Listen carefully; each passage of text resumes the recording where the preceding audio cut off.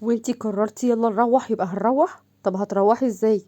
ولا هتقضيها تمشية لغاية بيتكو؟ هيروحوا معايا انا، وده اللي هو بأمارة ايه؟ مالكش فيه، حاجة ما تخصكش. سلام. مشي بجد وهو معايا نور ووسام، وركبوا عربيتهم واتحركوا. وكل ده أدهم وحازم وزين واقفين مكانهم وما اتحركوش. وبعدها قرر أدهم إن هو يمشي من غير ولا كلمة، ومشي وراه حازم وزين، وركبوا عربيتهم وخرجوا برا المطار. ايه ده؟ هو انت مش هتطلع معانا ولا ايه؟ مش طالع، هروح على شقتي، بس متقوليش لبابا وماما حاجة ان انا جيت، خصوصا انتي يا ياسو. وانا ان شاء الله هاجي بكرة على الغدا. طبعا عايز تاكل الجو بكرة يا سيجان، وبدل الفرحة تبقى فرحتين، صح؟ صح يا نونو يا فهماني دايما.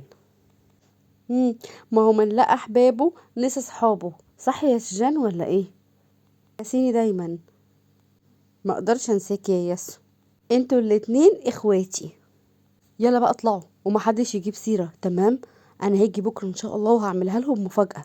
يلا بقى بدل ما حد يشوفني، يلا سلام. تحت امرك يا فندم. تعرفي يا نور ان في النهارده حالة ماتت في المستشفى اللي انا بحقق فيها، ومحدش يعرف ايه سبب الوفاة، ولا يتكتب سبب وفاة؟ ازاي يعني؟ امال فين الدكتور المسؤول عن الحالة دي؟ ما انتي مش هصدقي مين هو الدكتور المسؤول. مين يعني؟ علي. علي يا نور، انتي بتقولي ايه؟ لا مستحيل اخويا يبقى كده. لا مستحيل، مش اخويا اكيد. انا عارفة، بس تقرير الوفاة مش مكتوب في قلبيه اي سبب وفاة. ده تسميه ايه يا نور؟ وكمان ما تنسيش شغلنا بيحكم علينا نفكر بعقلنا مش بمشاعرنا يا نور. وانا متأكدة ان في حاجة بتحصل في المستشفى وعايزين يلبسوها لاخويا، لكن ايه؟ مش عليا ومش هسكت لهم. المهم دلوقتي يلا ننام، علشان بكرة عندنا شغل كتير جدا غير الحفلة بتاعة راس السنة، وكمان الرجوع بكاد. فكده عندنا شغل كتير قوي بكرة. يلا يلا، طفي النور. تصبحي على خير يا وسام. صحيح، هو بجد هيرجع تاني ولا هيفضل هنا على طول؟ ما تعرفيش؟ لا معرفش، بس بسيطة، بكرة هنبقى نسأله على كل حاجة. يلا بقى طفي النور، انا مش قادرة. تصبحي على خير.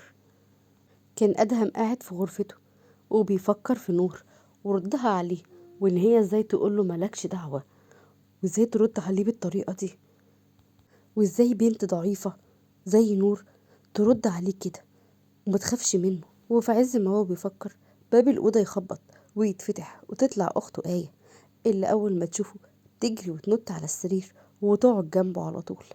ادهومي، عامل ايه يا برنس؟ برنس؟ والله انا شاكك فيكي.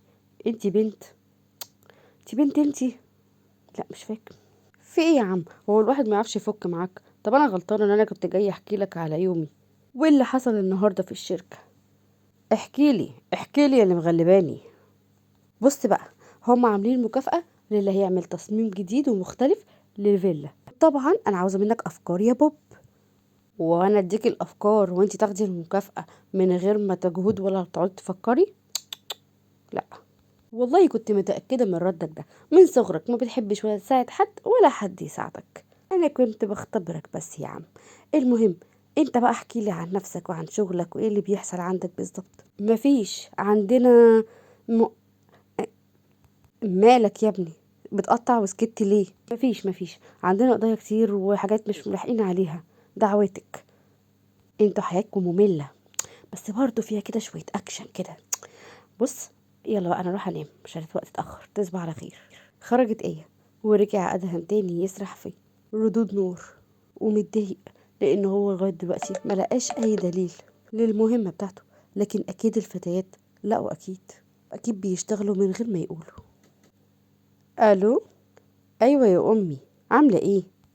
بخير يا حبيبي. هيا بجد، مش ناوي تريح قلبي وترجع يا حبيبي وتعيش هنا بقى؟ ماما احنا اتكلمنا في الموضوع ده 100,000 مرة. انا مش هجيب الشرطة ولو على موتي. تمام، بلاش بقى جو عشان خاطري. ماشي يا حبيبي، ربنا يحفظك يا رب ويحميك والكلام الوحش ده. بص، خد كلم باباك، عاوز يسلم عليك ويطمن عليك. خد كلمه. الو. ايوه يا ابو الكرم. عامل ايه يا حبيبي؟ وحشني قوي. مش ظاهر يعني يا بص؟ برضه انا اللي مش ظاهر. وبعدين ايه يا ابو الكرم ده؟ هو انا مش هبوك يا ولد ولا ايه؟ او صاحبك انا؟ والله انت عارف انا لسه منقول النهارده اسكندريه بعد ما كنت بتحايل عليهم واخيرا نقلوني. وبعدين ايه يا ابويا ده انت جنبي اصغر مني بكام سنه كمان. كل بعقلي حلاوه يا سيدي جاد. على العموم يلا بقى عشان ما اخرجش، اسيبك تنام وترتاح. تصبح على خير يا حبيبي. تصبح على خير يا بابا. ايوه، زي ما بقولك كده. هات انت بس الورق وانا همضيه عليه من غير ما ياخد باله. يا عم مالكش دعوه، انا همضيه. وساعتها لما الشرطه يعرفوا ان هو عمل كده هيطردوه من الشرطه اللي هو متمسك بيها دي، ويجي يشتغل في شركه ابوه، وساعتها هاخد كل الفلوس اللي انا عاوزاها. لا طبعا، مش هنساك في قرشين حلوين. ما تقلقش، المهم الورق يجيلي في اسرع وقت ممكن. تقفل هالة التليفون وما تاخدش بالها اني واقف وراها على السلم. حازم اللي مصدوم من اللي هو سمعه ومش مصدق نفسه، فهي كانت فاكراه في الشغل وما كانتش تعرف ان هو وصل. فضل حازم واقف على السلم فترة مش مستوعب اللي هو سمعه، وكان بيدعي ربنا ان هو يكون في كابوس. كان فاكر أم منتهى البراءة وكانت بتتعامل معاهم حلو. ازاي تطلع كده؟ طلع على اوضته وخد دش وهو بيفكر. صباح الخير، النهارده رايحين الشغل صح؟ صباح النور. مالك متحمسة كده ليه؟ مبسوطة كده، في ايه؟ متحمسة تشوف الفريق؟ لا لا، عادي مفيش حاجة. النهاردة يا ستي هكمل التحقيقات اللي بدأتها في المستشفى. بس ايه، من وانا في مكاني المكان بتاعنا، ها؟ انا النهارده كل شغلي فرهضه وحركه كتير كتير. لا، اجمدي كده. احنا لازم نشوف قضيه الفيلا اللي قلتلك عليها، فاكراها ولا نسيتيها؟ لا فاكراها.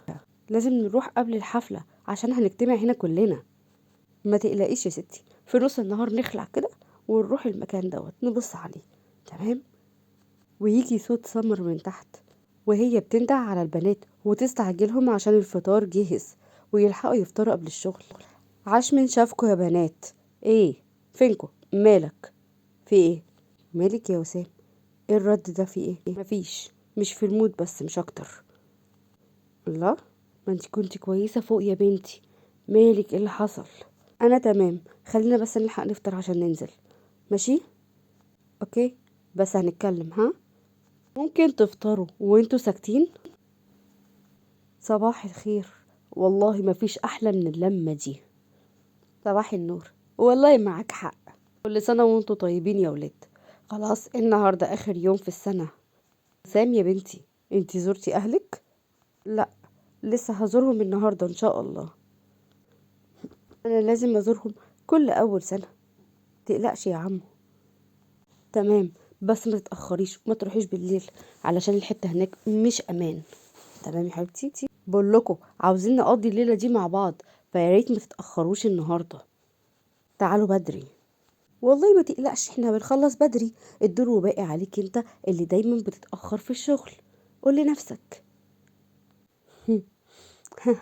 طبعا هيخلص بدري. مالك يا وسام؟ في ايه؟ مش طايقاني النهارده ليه؟ في حاجه؟ على العموم انا مش هخلص بدري، انا هاخد اذن. لا عادي براحتك. بقول لكم ايه، لو هتتخانقوا يلا انجزوا وافطروا في السريع وكل واحد على شغله. تمام معاكم؟ ايه عاجبكم كده؟ عاجبك كده يا علي؟ وانا عملت حاجه مش شايفاها هي اللي مش طايقاني النهارده؟ وانا كنت عملت ايه يعني؟ عملت ايه؟ يوه، وبعدين بقى معاكم. بقول لكم ايه، يلا يلا يلا، كل واحد على شغله. بلاش قرف، هتخانقوا بقى وجو المقرف ده. يلا على كل واحد على شغله. اوف، عاجبكم كده؟ وانا مالي؟ هو السبب. يا بنتي انتي كويسه؟ هو انا عملتلك حاجه؟ في ايه؟ اتلم بقى منك ليها عشان احنا خلاص اتطردنا، ما تعلوش سكوا. يلا كفايه كده عشان ما تتاخروش. وبكده تم طردنا بنجاح. انا مش عارفه الاتنين دول مالهم النهارده، اتهبلوا ولا فيهم ايه دول؟